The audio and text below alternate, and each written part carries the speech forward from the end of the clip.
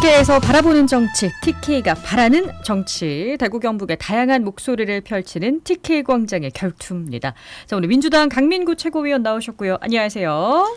네, 대구 민주당을 발전시켜 주셔야 대구가 발전합니다. 강민구입니다. 네, 도태우 변호사 나오셨습니다. 네, 안녕하십니까. 도태우입니다. 네, 오늘 강민구 위원장님의 소개가 제가 좀 달라졌습니다. 지명직 최고위원 되신 거 축하드립니다. 예, 감사합니다. 개인적으로는 영광된 자리이기도 한데 책임도 더 큰 자리라서 부담도 되고요. 이 기회로 대구 시민과 당원 동지 분께 부끄럽지 않은 최고위원의 모습을 보여드리도록 열과성을 다하고 성과 내도록 하겠습니다. 성과까지 기대해 보도록 하겠습니다. 축하 인사 한마디 해주시죠. 네, 진심으로 축하드립니다. 그런데 공영방송 출연자 입장과 책임으로 좀 말씀을 드리지 않을 수가 없어요. 예, 그 민주당의 아버지는 이재명 대표 발언이 많이 보도됐는데요.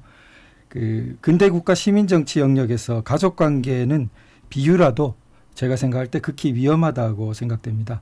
개인 가족윤리와 시민 국가윤리가 다른 차원인데 혼란과 혼동이 좀 일어나기 때문인데요. 단적으로 아버지가 중범죄자일 때 아들은 어떻게 해야 되나 이런 문제가 있습니다. 동양과 서양 고전 모두 공이 아들이 아버지의 범죄자를 고발하는 것은 옳지 않다고 보았고, 동양 고전 경우에는 아버지를 업고 먼 바닷가 오지로 가서 모시고 살 것이라고 합니다. 그러나 시민으로서의 윤리는 어떻게 해야 됩니까? 이것은 완전히 다른 차원의 문제입니다. 그런데 따라서 가족관계의 비유를 이러한 정당 그리고 정치, 시민국가의 영역에 비유하는 것은 위험하다 이렇게 생각들고요. 앞으로 어쨌든 대구 민주당 프리즘을 통해서 대구 시민들의 생각과 느낌이 불편한 분위기라 할지라도 민주당 지도부의 강 최고위원님 통해서 잘 전해질 수 있기를 소망하고요. 이게 아마 정치인으로서 강 최고위원님이 궁극적으로 더 빛나는 길이 되지 않을까 그렇게 좀 조심스럽게 생각합니다. 예, 처음부터 세다 그죠. 저는 오랫동안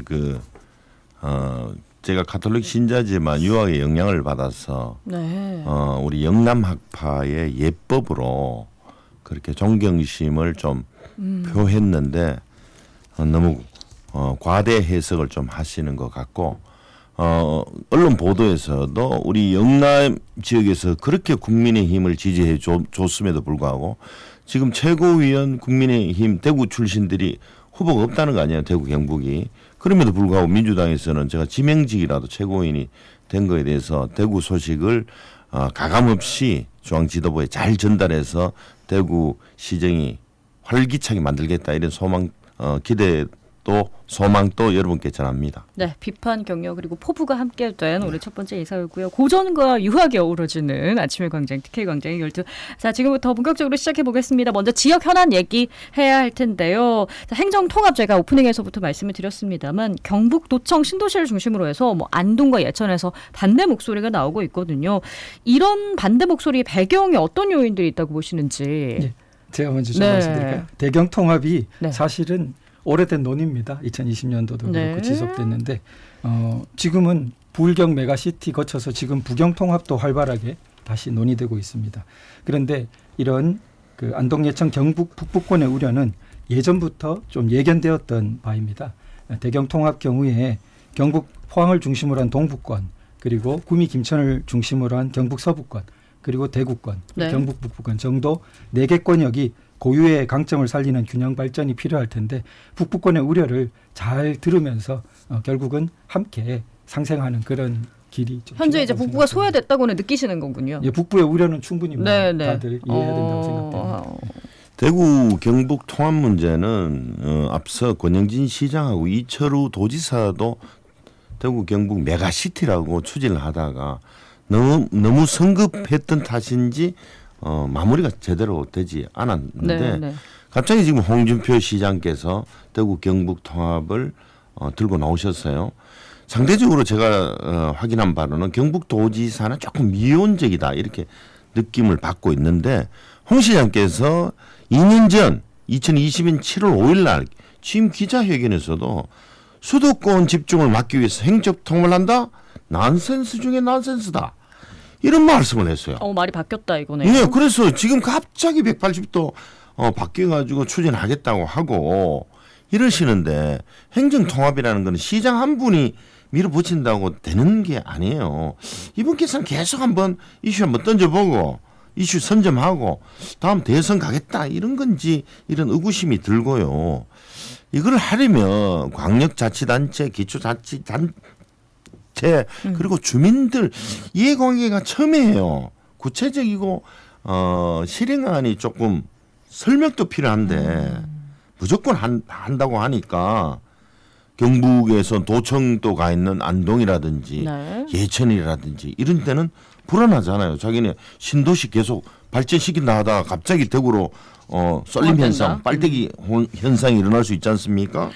이런 건 조금 누누이 말씀드리는데 홍준표 시장 혼자 정말 계속 자기 주장대로만 하고 소위 당신께서 전지전능한 그런 행정, 불통 행정, 저질 행정만 하는 것에 대해서 좀 소통 많이 하시라 이렇게 추진 조언드립니다. 과정 자체가 북부권에서는 당연히 소외감을 느낄 수밖에 없다. 이렇게 당연하죠. 지금 뭐 뭐든지 대구로 유학도 학생들부터 다 올 것이고 일종 흡수 통합이 될 거라고 우려하시는 예, 건가요? 쇼핑도 대구로 다 올 것이고 네, 그런데 그런 부분은 굉장히 강론적인 부분이고요. 강론적이고 세부적인 우려는 당연히 절차 속에서 해소하고 발생할 수 있는 발전시켜야 될 것이고. 건데 더 큰 총론적인 면에서 봤을 때는 네. 우리 지금 급격한 4차 산업혁명 시대에 또 말씀 많이 듣는 것처럼 인구 절벽 네. 그리고 급속한 기술 혁신, 노동 문제, 기후 문제 대전환의 시대라고 사실 말씀 듣고 있습니다. 지역 소멸, 지방 소멸이 정말 피부에 와닿는 절실한 문제인데요. 이런 부분에서 과감한 어떤 혁신책을 뚫고 나가지 않고서 조금 이런 것으로 지역 지방이 살아날 수는 없다고 생각됩니다. 예, 그러한 그 위기를 극복해가는 사활이 걸린 문제가 아닌가 그렇게 생각합니다. 아니 이 문제를 반대한다는 뜻이 아니고 이를 과정이. 추진을 함에 있어서 그렇죠. 과정과 절차를 좀 따지고 본인 혼자만 이 대구시를 다 걱정하고 이렇게 하는 게 아니잖아요. 우리 지금 240만 대구 시민들도 100년 대계를 바라보고 해야 되는 일인데 좀 시민들 이야기도 경청하시라 이렇게 네, 말씀드리고 그러니까 싶습니다. 지역민들의 민심을 수렴하는 것이 아마 가장 중요한 거라고 아마 다들 생각을 하실 텐데 그러면 지역민들의 생각을 끌어가면서 이 행정통합을 추진할 수 있는 해법이랄까 이런 건 어떤 식으로 발견을 해야 될까요? 저희가? 최근에 이제 구미 상공회의소 경우에 계속해서 법인 세율 차등 적용에 대해서 세미나도 많이 갖고 발표하고 있는데 굉장히 혁신적인 안이라고 생각됩니다. 네. 미국 경우에 이제 연방 법인세가 있고 주 법인세가 있고 메가시티가 되면 결국 주에 가까워지는 건데요. 그렇죠. 근데 주는 미국과 같은데. 미국의 연방 법인세 경우에는 21% 정도로 고정돼 있지만 주는 굉장히 작은 주는 4%, 굉장히 높은 주는 11.5% 이렇게 차등 적용을 하고 있습니다. 즉 기업 유치가 많이 필요한 것은 법인세율을 낮출 것이고 굉장히 과밀한 곳은 높여서 좀 그런 자율적인 적용이 이루어지고 있는 거죠. 이런 부분이 바로 우리 그 메가시티 통합을 통해서 대경 통합을 통해서 이루어져야 될 거라고 보고요. 이런 세율 차등 적용만이 아니고 네. 말씀 나왔었던 전기료 차등 적용이라든지 또 뭐 나아가서는 강채구 의원님 좀 반발하실 수 있지만 최저임금 또 외국인 정책 이건 좀 동의하실 텐데 교육 정책 이런 부분은 지방 자율권이 극대화되는 방향으로 많이 좀 혁신적인 돌파구가 생기지 않을까. 그럼 이 재량권을 확보하는 과정이 굉장히 중요할 텐데 강민구 의원님 어떻게 생각하시는지. 행정 통합의 세 가지예요. 이 통합이 됨으로써 지역 경쟁력은 어떻게 높아질 것이냐 하나. 두 번째 주민의 삶의 질의 제고는 어떻게 할 것이냐. 그리고 세 번째가 지방 행정의 효율성은 높일 수 있느냐. 그리고 이것으로 인해서 주민들이 꼭 필요하냐. 이거거든요. 행정통합에 있어서 지금 문제가 행정구역 조정은 어떻게 할 것인지 그리고 시군 구 사무 배분 구축 문제는 어떻게 할 건지 지방교부세 배분은 어떻게 할 건지 그리고 사회복지 재정이 많이 들어간 사회복지 문제는 어떻게 할 건지 소방 안전 재량권 중앙정부와 국회의 입장 등은 어떻게 할 건지 여기에 대해서 디테일한 설명은 하나도 없고 통합만 하겠다고 홍준표 시장께서 이야기하는 이런 추진함에 오류가 생기지 않도록 지적하는 거다 이렇게 봐주십시오. 메가시티로 가는데 산적한 문제도 메가급인 것 같은데. 네. 그럼 이게 총론적인 면에서는 여전히 이제 가야 된다. 근데 추진 과정에 대해서는 어떻게 생각하시는지? 네, 근데 과정이 말씀하신 강론이 전혀 없는 게 아니라 예전에 한번 상당한 그 심도로 추진됐기 때문에 많은 강론도 이미 좀 나와 있습니다. 그런 부분이 그 당시는 지금만큼 본격적으로 중앙과의 그 협력과를 통해서 추진되지 못했었는데 그걸 깔고 있기 때문에 모든 강론이 하나도 없는 상태에서 위에만 추진하고 있다. 그건 조금 사실과 다르잖아. 그렇게 생각됩니다. 이게 전대시장에서 이루어졌던 이제 논의 내용들이 충분히 이미 많이 기가 조 변호사는 확실히 홍준표 시장님 옹호자세요? 아니 그거를 그런 문제로 가시는 거는 그러면은 강채거 의원님은 강민구 의원님, 강 위원장님은 뭐 이렇게 이재명 일단, 대표님 네. 그냥 확실한 맞아요. 능력자 이렇게. 저는 맞다고 그러잖아요. 네, 하여튼 모든 분들의 저는 관심이 그렇지 많이 않습니다. 쏠려 있는 대구 경북 통합 행정통합 같은 경우에는 특별법 제정까지도 저희 가야 되는 문제이기 때문에 좀 앞으로 지켜봐야 될 것 같고요. 국회 한번 가보겠습니다. 자, 여야 원구성 협의가 여전히 풀리지 않는 가운데 국민의힘이 국회 상임위원장 단독 선출 그리고 상임위원 강제 배정의 무효다 이렇게 헌법재판소에 권한쟁의 심판을 청구를 했습니다. 4년 전에도 좀 같은 상황이 있었는데 왜 이런 대응이 좀 법적 대응으로 자꾸 가는 게 어떻게 생각하시는지 일단은 상임위원회를 다 맡으시는 지금 현재 국민의힘에서 상임위원장 선출 무효 권한쟁의 심판을 헌재에 청구했거든요. 4년 전에도 당시 미래통합당 주호영 원내대표가 권한쟁의를 헌재에 청구했는데 그때는 각하됐어요. 이게 재배분이 이루어져서 해당 사안이 정치적으로 해결됐다. 그리고 원내대표는 권한쟁의 심판 당사자가 아니다라고 했는데 네. 그때하고 지금 달라진 거는 원내대표 혼자 하셨는데 지금은 108명 국민의힘 전체가 했다. 네. 요거거든요. 하지만 결과는 똑같다고 생각하고 있고요. 제가 금방 홍준표 시장 절차 어긴다 했는데 이분은 이 말에 대해서는 또 국회에 대해서는 바른 말을 했습니다. 모든 문제를 사법부로 끌고 가는 것은 정치력이 부재다. 걸핏하면 법원이나 헌재에 제소하는 정치는 정치의 사법 예속화다. 국회 무용론을 야기할 수 있다라는 이런 말씀도 하셨는데 제발 국회의원이 쳐다봐야 될 거는 사법부가 아니고요. 국민입니다. 그리고 결국 각하될 걸로 예상을 하시는 거고. 예. 네. 네, 우선 이 모든 문제를 사법부로 끌고 간다. 네. 거기에서는 물론 모든 문제를 사법부로 끌고 가서는 안 됩니다. 그렇다면은 탄핵 소추를 남용하는 것도 생각해 봐야 됩니다. 결국 탄핵 소추를 궁극적으로 결정하게 되는 건 헌재가 되는데 권한 정지를 함부로 시켜놓고 그리고 헌재 결정에만 기다린다. 그것 또한 정치력의 부재가 아닌가 그렇게 생각되고요. 그다음에 이번 그 각하와 기각 부분에서 각하는 자격이 없다는 건데 사실상 국회의원과 이거 조금 전문적인데 국회의장 간의 권한쟁의는 할 수 있다라는 것이 헌재의 판례입니다. 예, 그러니까 그 자체가 국회의원 자체가 권한쟁의를 국회의장을 상대로 할 수 없다는 게 아니고요.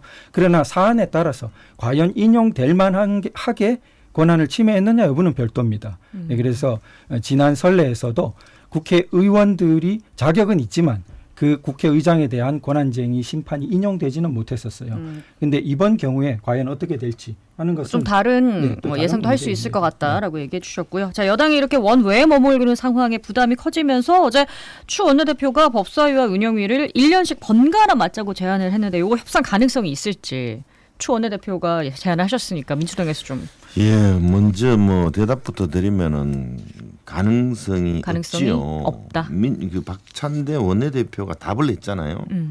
향후 1년간 윤 대통령의 거부권 행사 금지, 국민의힘의 국회 운영 적극적인 협조, 그리고 행정부의 입법부 권한 침해에 대한 국민의힘의 항의가 이루어져야 제안을 수용할 수 있다. 이렇게 이야기했지 않습니까? 너무 이거 국민의힘의 운영위원회를 고집하는 것은 이번 총선 민심에서도 네.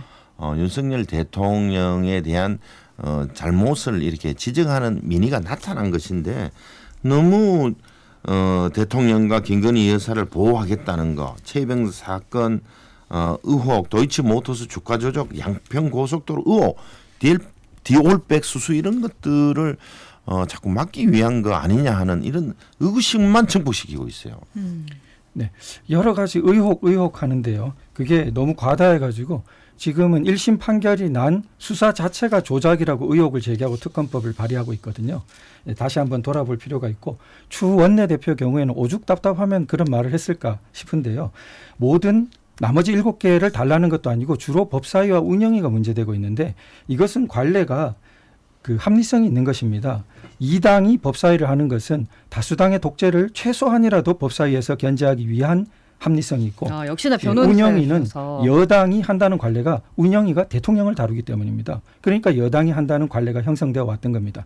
이런 수십 년 된 관례를 헌신짝처럼 아무것도 아닌 것처럼 무시하고 무조건 뜻에 따라라. 그렇기 때문에 받아들일 수 없다 했다가 그것도 1년간 번갈아 하자. 그렇게 어떤 면에서는 굴욕을 감수하고라도 그렇습니다. 그 관례를 틀어서라도 하자고 하는 변호사시기 때문에 관례에 대해서 굉장히 잘 알고 계신데요. 방금 이제 강민구 의원께서 지난 총선 민심 얘기를 하셨으니까 또 민심 관련해서 국민의힘 당대표 선거가 민심을 얼마나 반영할 것인가에 대한 것으로 논점이 좀 확산이 됐었잖아요. 민심, 그러니까 여론조사 20% 반영한다 이렇게 당원 당규를 개정했는데 이제 선거 구도 어떻게 잡힐지 좀 예상을 해볼까요? 이준석 대표 당시에 당원 투표 70%, 여론조사 30%를 네. 윤심해가지고 이라고 해서 김기현 의원을 당선시키기 위해서 당원 100%를 고쳤다가 이제 또 고친다는 거 아니에요. 그래서 한동훈 비대위원장이 출마 여부인데 아마도 언론 보도에 의하면 23일 일요일 날 출마를 공식한다는 입장 아닙니까? 그럼 한동훈 대표가 될 거라고 보시는지 짧게 지금으로서는 최선의 선택이다. 대안이 없지 않겠습니까? 국민의힘 측면에서 어떻게 보고 계신지 도태우 변호사께서. 네, 저도 언론 보도를 인용할 수밖에 없는데 소위 이제 어대안이라는 말에 대해서 나경원 대표한테 이제 전 대표에게 어떻게 생각하냐 물으니까 그런 말이 있지만 그건 조금 생각에 따라 다를 수 있지 않겠냐 보는 감점에 따라 아마 많은 분들의 관심이 쏠려 있는데요. 국민의힘 당대표 선거까지도 저희가 계속해서 지켜보도록 하겠습니다. 오늘 TK 광장의 결투 도태우 변호사, 민주당 강민구 최고위원 두 분과 함께했습니다. 고맙습니다. 예, 감사합니다.